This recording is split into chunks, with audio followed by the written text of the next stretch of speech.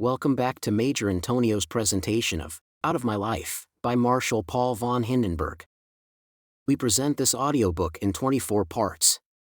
Subscribe to our channel so as not to miss anything. Chapter 10, Life at Headquarters. Encouraged by the interest which has been taken in many quarters in my daily life during the Great War, I will now attempt to describe the course of an ordinary day at our headquarters. I must ask all those who have no liking for such trivialities in the middle of great world events to skip the next few pages. These details are not essential to a proper understanding of the mighty epoch. It was impossible to think of a regular routine for our army headquarters, with each hour mapped out, during the war of movement in East Prussia and Poland in the autumn of 1914. It was only when our headquarters was transferred to Posen in November 1914 that greater regularity began to be observed in our official and, if such a thing exists in war, unofficial life. Later on, our longer stay at Lutzen was particularly favorable for the organization of a strictly regulated routine. My appointment as Chief of the General Staff of the Field Army made no material difference to the methods of business we had established and found satisfactory, although in many respects more important and pressing activities took up our time. I usually began the day's business at about 9 o'clock, that is, after the morning reports had come in, by visiting General Ludendorff in order to discuss with him any changes in the situation and issue the necessary instructions. As a rule, this did not mean a long conference. The military situation was always present to both our minds, and we knew each other's thoughts. The decisions were, therefore, usually a matter of a few sentences. Indeed, very often a few words were all that was required to establish that mutual understanding which served the general as a basis for his further working out of the plans. After this conference, I used to go for a walk for about an hour, accompanied by my adjutant. Occasionally, I asked visitors at headquarters to join me in my morning walk, in the course of which I heard their sorrows as well as their suggestions, and chastened many an anxious soul before he hurled himself upon my first quartermaster general to pour out his heart about his wishes, hopes, and schemes to that authority whose business it was to go into further details. After my return to the office, I had further conferences with General Ludendorff, and then received the personal reports of my departmental heads in my own office. Apart altogether from official duties, I had to deal with a mass of personal correspondence. There was quite a large number of people who considered themselves compelled to open their hearts to me in writing about every conceivable occurrence, or acquaint me with their views. It was perfectly impossible for me to read them all myself. I had to employ the services of a special officer for the purpose. Poetry as well as prose figured in this correspondence. Enthusiasm and the reverse were displayed in every possible degree. It was often very difficult to see any connection between the requests made to me and my official position. To take only two of hundreds of examples, it has never been clear to me what I, as Chief of the General Staff, had to do with the removal of refuse in a provincial town. No doubt very necessary in itself, or with the loss of the certificate of baptism of a German lady from Chile. Yet in most cases the writers called on me to help. There is no doubt that written requests of this kind were a proof of a touching, in many cases somewhat naive, confidence in my personal influence. I was only too glad to help, at least with my signature, when time and circumstances permitted. But as a rule, I considered it my duty to refrain from intervening personally. About midday, I was regularly summoned to make my report to His Majesty the Emperor. At this conference, General Ludendorff described the situation. When more important decisions had to be taken, I made the report myself and requested the Emperor's approval of our plans whenever that was necessary. The Emperor's great trust in us made a special royal approval unnecessary except in vital questions. For the rest, His Majesty usually satisfied himself with hearing our reasons when new operations were proposed. I never remember any differences of opinion which were not composed by my warlord before the conference was over. The Emperor's wonderful memory for situations was of the greatest help to us at these reports. His Majesty not only made the most careful study of the map, but was in the habit of making sketches himself. The time of our daily report to the Kaiser was frequently also employed in conferences with representatives of the government. After the conclusion of the report to the Kaiser, my immediate staff joined me at the luncheon table. The time spent on the meal was cut down to what was absolutely necessary. I attached importance to my officers having time to get a little recreation afterwards, or getting away from work in some other way. To my continual personal regret, I could not consent to an extension of the mealtime, even when we had guests with us. Regard for the maintenance of the efficiency of my colleagues had to come before social graces. For the majority of these officers, a 16-hour day was the rule, and this in a war lasting years. Thus, we at main headquarters were compelled to use our human material to the extreme limit of capacity, just as much as the men in the trenches. The afternoon passed in much the same way as the morning. The longest break for all of us was dinner, which began at 8. After the meal, we used to sit round in groups in neighboring rooms until General Ludendorff gave the signal to break up at 9:30 punctually. Conversation in our circle was usually very lively. It was perfectly free and absolutely frank, and covered all topics and occurrences that concerned us directly or were of general interest. Nor was there any lack of high spirits. I considered it a duty to my colleagues to encourage this side. It was a pleasure to see that our visitors were obviously surprised by our quiet confidence on the one hand and the spontaneity of our conversation on the other.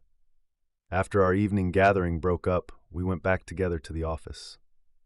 The final reports of the day had arrived, and the situation on the different fronts been marked on the map. One of the more junior staff officers explained it. It depended upon the events in the various theaters, whether I had to have a further conference with General Ludendorff or could dispense with his services for the time being. The officers of my immediate staff now resumed work. Frequently, it was at this stage that the last data required for the drawing up and issue of final orders were given, and it was from now onwards that the innumerable requests, suggestions, and proposals of the armies and other services streamed in. The day's work thus never ended before midnight. The reports of the heads of departments to General Ludendorff lasted pretty regularly into the early hours of the next day. There would have to be quite an exceptional lull at the front for my first quartermaster general to leave his office before midnight, although he was always back again by 8 o'clock next morning. We were all delighted when General Ludendorff could allow himself to knock off a little earlier, although it was only a matter of hours. Our whole life and work and all our thoughts and feelings were shared in common. Even now, the memories of this time fill me with grateful satisfaction. Generally speaking, we remained a restricted circle. In view of the official routine, changes of personnel were naturally infrequent. It was occasionally possible to meet the urgent requests of the officers for at least temporary employment at the front. Moreover, occasions arose in which it was necessary to send officers to particularly important parts of our own fronts or those of our allies. But, generally speaking, the continuity of the very highly organized and complicated system required that at least the senior officers should remain permanently at their posts at main headquarters. The hand of death was also felt in our midst. As early as 1916, when I was commander-in-chief in the East, I had lost Major Camerar as the result of a chill. He was my personal adjutant, very dear to me, and universally esteemed. In October 1918, Captain von Linsingen succumbed to an attack of influenza, which at this time was claiming many victims at main headquarters.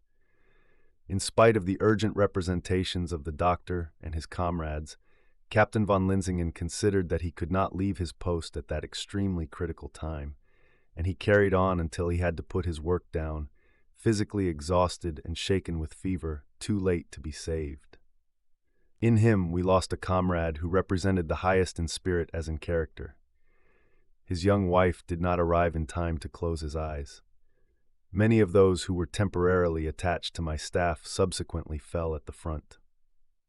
This picture of our life would be incomplete if I said nothing of the visitors who came to us from all parts and at all times.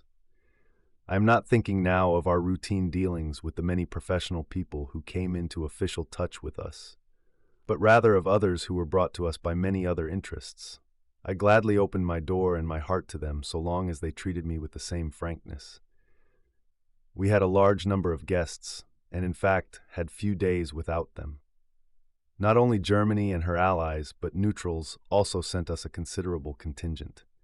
Our circle at table often gave me the impression of the most motley mixture of races, and it sometimes happened that a Christian minister sat down side by side with a Mohammedan believer. People of all social classes and parties received a warm welcome. I was glad to give them my few hours of leisure. Of the statesmen, I have a preference for Count Tissa, who visited me at Pless in the winter of 1916-17. His whole being spoke of his unbroken strength of will and the glowing fervor of his patriotism. Other politicians of all shades of opinion from our own and allied lands came on flying visits to me. Sometimes there was something strange to me in their ways of thought, but I appreciated their ardor in our great common cause. I remember so many words of glowing patriotism as we parted. In my circle I pressed the hard and horny hands of artisans and working men, and their frank looks and straightforward words were a real pleasure to me. Representatives of our great industries and men of science introduced us to new discoveries and ideas and waxed enthusiastic over future economic plans. They certainly complained of the narrow-minded bureaucracy at home and the scanty resources put at their disposal for the exploitation of their ideas. On the other hand, bureaucrats grieved over the greed for gold of inventors for what they feared would turn out to be fantasies or mere airy schemes. I well remember the interesting questions of an official very high up in the Treasury Service who wanted to know the cost of a shell of every caliber of gun so that he could calculate the enormous cost of a battle. He spared me the result of his calculations, knowing, no doubt, that I would not limit the consumption of ammunition on that ground. Other things besides necessities, cares, and ordinary duties found their way to us. Vulgar curiosity also sought admission. I have often laughed to myself over the different speeches with which an attempt at some sort of justification was made. Whether the result of such visits always came up to expectation, I would not like to affirm in all cases. By way of contrast, many a splendid regimental officer, bearing the marks of hard fighting and a hard life, was a really welcome guest at our table. A few tales of trench life were far more eloquent than long written reports. The reality of what I myself had gone through in earlier years was brought vividly before my eyes. In this most terrible of all conflicts, everything had indeed reached the level of the grotesque in comparison with previous wars. The few hours' battle of past times had become the titanic action lasting months, and human endurance seemed to have no limits. Count Zeppelin was another of our guests at Pless, and affected us all with the touching simplicity of his manner. Even at that time, he considered his airships an antiquated weapon. In his opinion, it was the aeroplane which would control the air in future. The Count died soon after his visit, and thus never lived to see the disaster to his fatherland. Happy man. 2 other lords of the air who had gained laurels accepted my invitation. 2 invincible young heroes, Captain Bolke and Captain von Richthofen.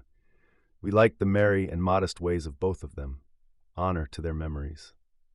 I had U-boat commanders also among my guests, among them Captain Koenig, the commander of the commercial submarine Deutschland. Thus no class and no clan were kept away from us, and I believe that we really often felt the common pulse of the army and our homeland, our allies and ourselves. This concludes today's reading of Out of My Life, by Marshal Paul von Hindenburg. Join us also the day after tomorrow for the subsequent chapter, or download the entire audiobook from our webshop at intonio.net. Thank you for listening, and so long.